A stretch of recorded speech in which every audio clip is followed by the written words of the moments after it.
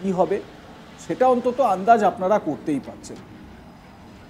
আমি এ বিষয়ে কথা বলেছিলাম বাংলাদেশের বিখ্যাত সাংবাদিক শহীদুল হাসান খোকনের সঙ্গে। তিনি কি বলেছেন শোনাবো আপনাদের।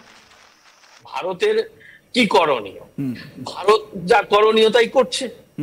ভারত তাদের সামরিক সক্ষমতা বাংলাদেশ সীমান্তে বাড়াচ্ছে।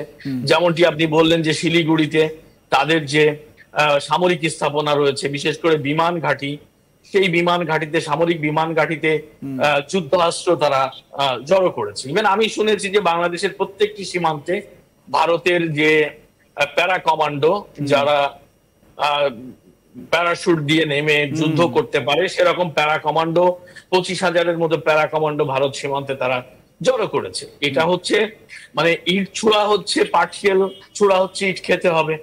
আমরা ইট পাটকেল ছুটছি, ভারত ইট ছোড়ার প্রস্তুতি নিয়ে বসে আছে।